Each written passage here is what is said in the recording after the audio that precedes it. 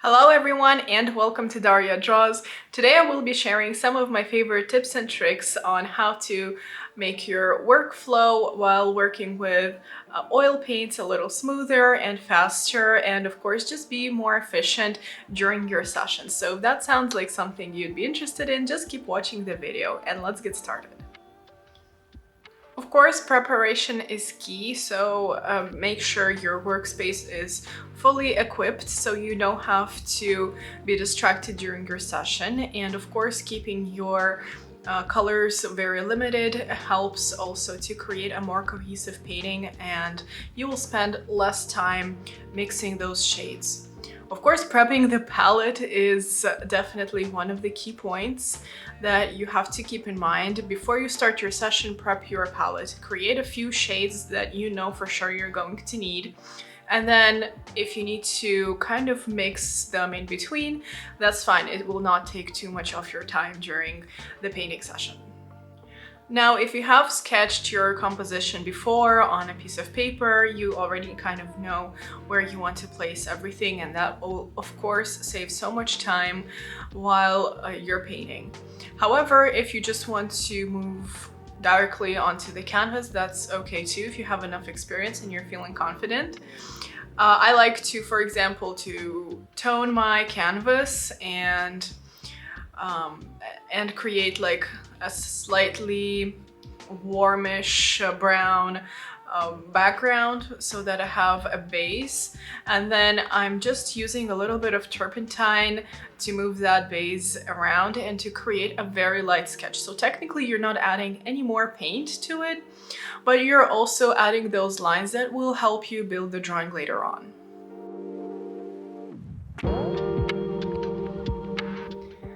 Now with a dark brown, in my case it's raw umber, I am starting off by just sketching and making the pillows that I have stacked for my composition make a little more visible and try to create the correct shape.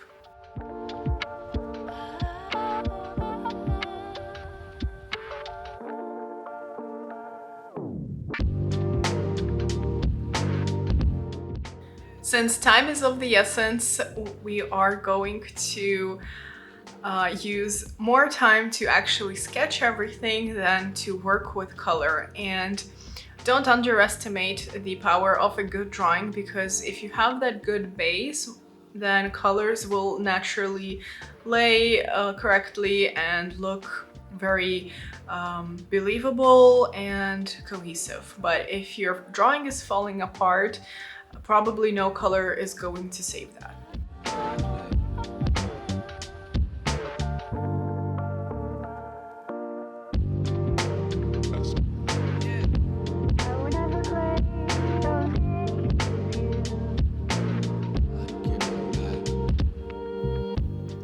So in terms of the drawing, I am using, of course, a smaller brush and then bigger brush for erasing any of the mistakes. It is a more stress-free way to work than I feel with a charcoal, because charcoal does stain quite well and it's harder to remove any of the mistakes. But with oils, you're just kind of directly going with the correct material, but it is also very easy to remove if you have messed up a little bit.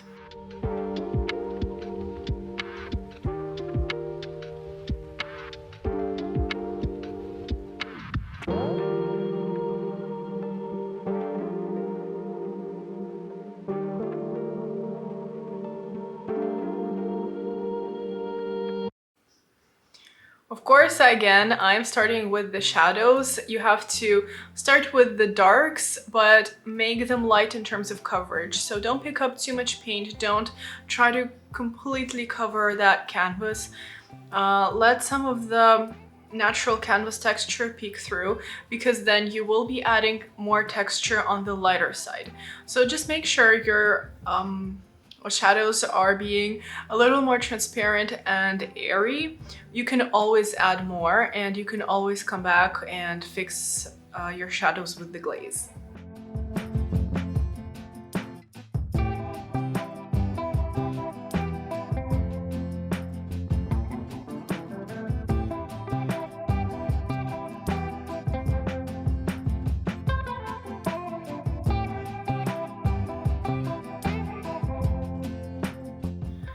It might sound a little contradictory, but actually giving yourself time will make you save time at the end.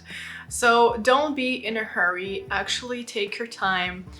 Look at what you're painting, look at your still life or portrait, step away, have a 5-minute break, because once you start rushing things, you will start making more mistakes.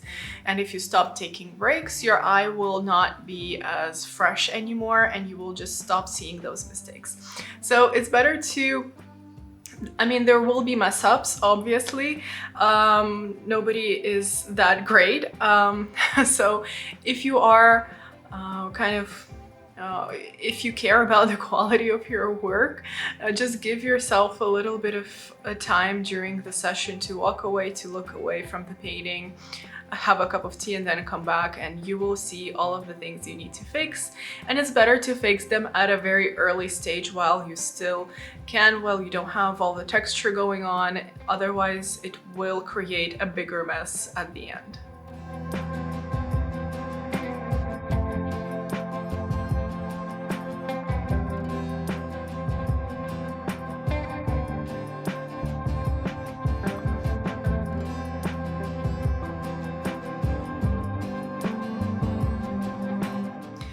As you can see, I'm not adding almost any coverage, so all the paint I'm using is dark in color, but again, very light in coverage. So you will be adding definitely some turpentine or white spirit, whatever you're using. I also like to add some linseed oil and some varnish just to have a better mixture of the solutions, and the linseed oil helps the paint to dry a little slower in case you need to fix something the next day, so your paint is still kind of fresh. And of course the varnish just helps it with the gloss a little bit, so it looks fresh even after years you've completed your work.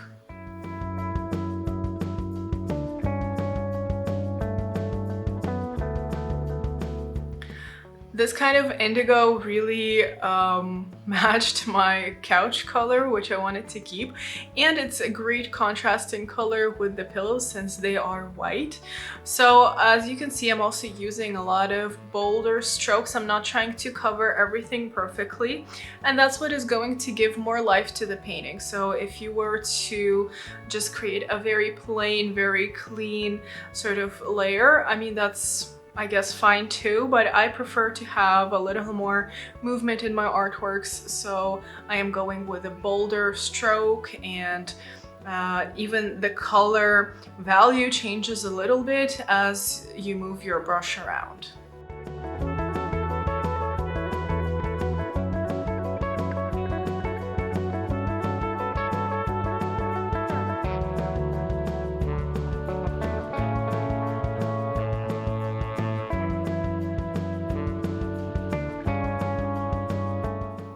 And I'm going just a little bit denser in the shadow part of the couch instead of adding white to this color. So it's kind of like working in the opposite way.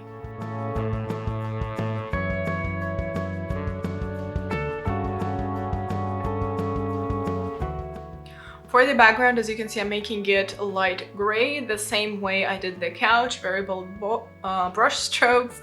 And of course, I'm not covering entirely the canvas. I want that initial tone to peek through so that, again, the painting is very light. And the less kind of coverage you put onto the painting, the less work you have. So if you're in a hurry, that's a great trick. Just add this kind of interesting texture with the brush strokes, push your brush around. It will create a very unique pattern for sure.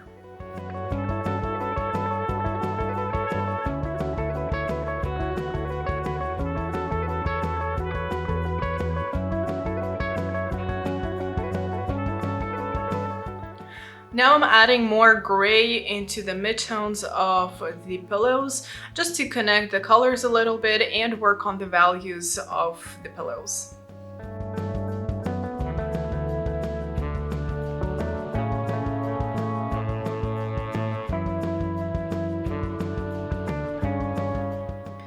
Even though this is a still life, I still want it to look very much believable and create all of those patterns in the fabric and the folds and everything. So I am definitely looking at my still life, and I'm making sure it looks like what it does in real life. So yeah, even though it is not a person, you still have to work on the resemblance pretty much.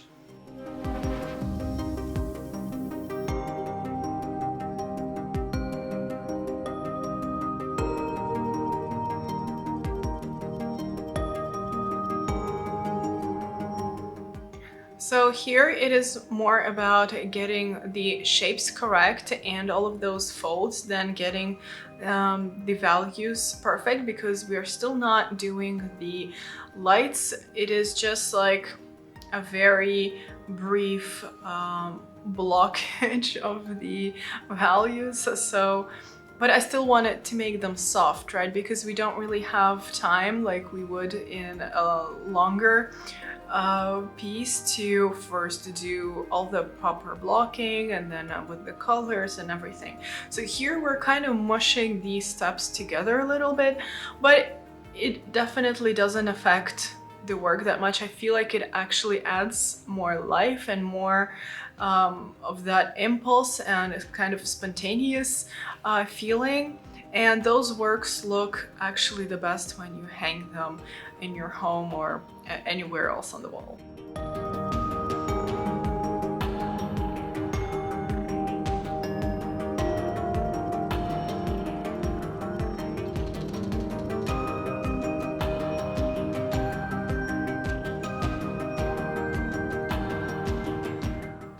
And of course, having a few brushes at your disposal helps. So that one would be for the lighter midtones, the other one would be for the shadow, and one, for example, for the background in case you messed up the edges of the pillow, so you can definitely fix that.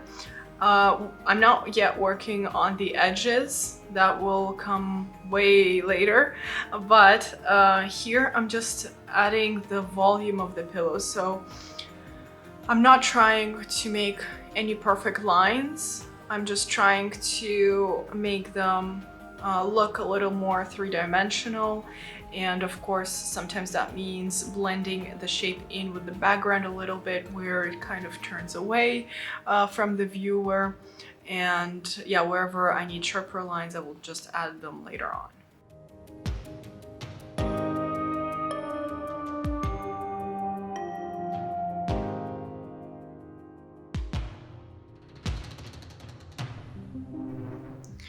And I'm making the background just a little bit colder so that the warmest part of the composition are the pillows, and we can definitely just see all the nice brush strokes and the pattern that a bigger brush can create. So you can actually lay the color with one brush and then smudge it around with the other.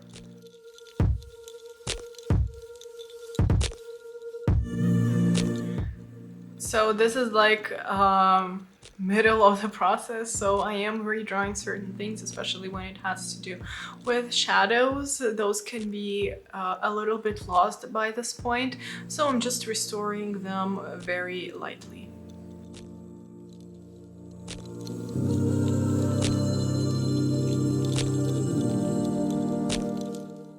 And just on a side note, the amount of hours or days or years does not affect how valuable the work is. It can be absolutely genius, and you could have spent 3 minutes doing it. So don't ever underestimate the power of a fast artwork. It can be actually so much better than if you would have spent years doing it.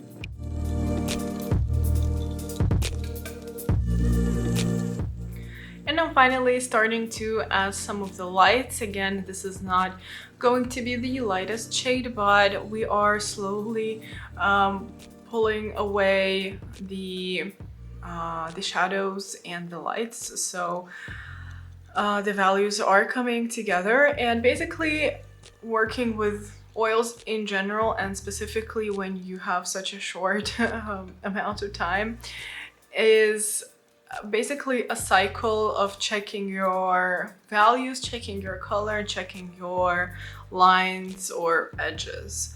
So once you're happy with those three things, you're pretty much done.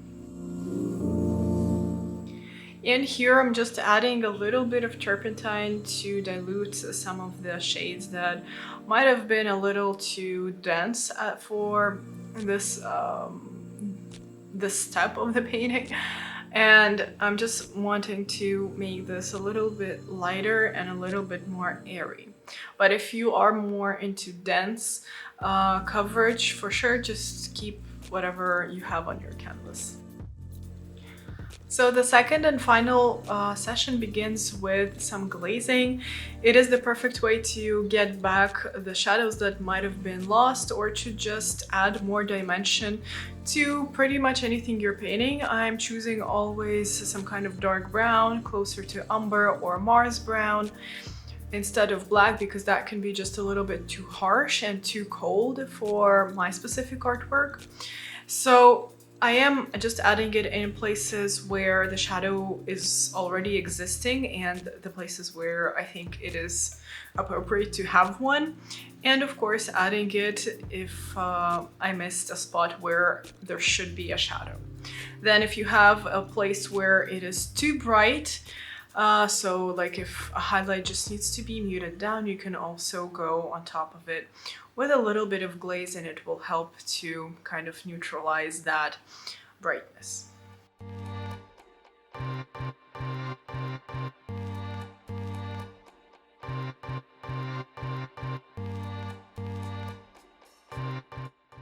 It's a very easy technique, and it's very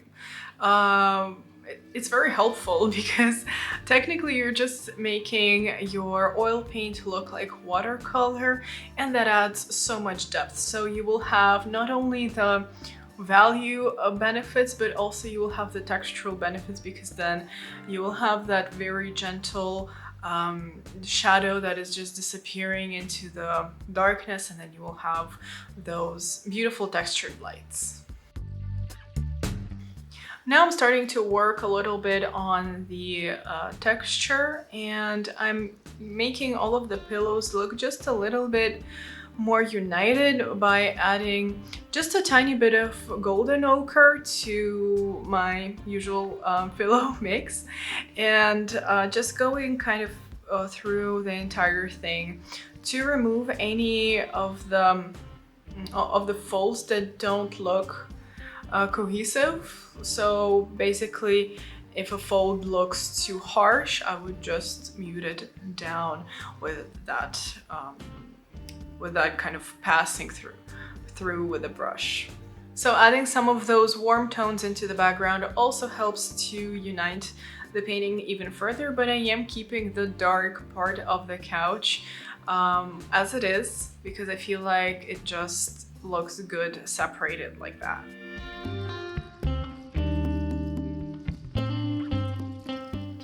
Now I'm starting to actually draw all the little crevices and folds with a darker brown, and then adding a little bit more of that textured light onto the pillows in the light spots.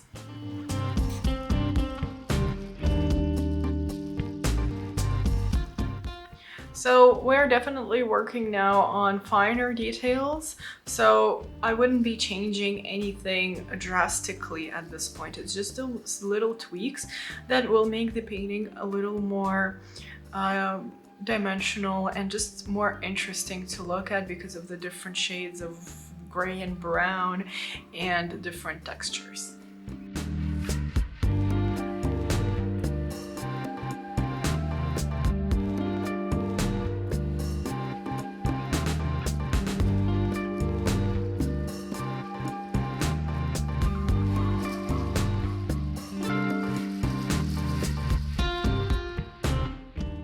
And usually when you paint a still life, some objects will be catching more light than the others just because they're closer to the light source, or the other ones are kind of turned away.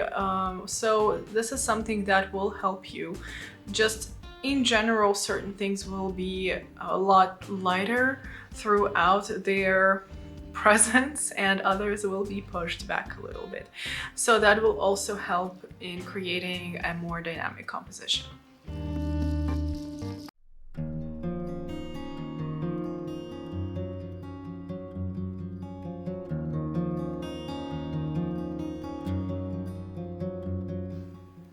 Of course, the details also include a certain stitching, not only the folds, but also the very sharp edges, and this is what will make the shapes really pop. So when you have that difference between the sharp and the soft, and that is what I did with that very thin brush.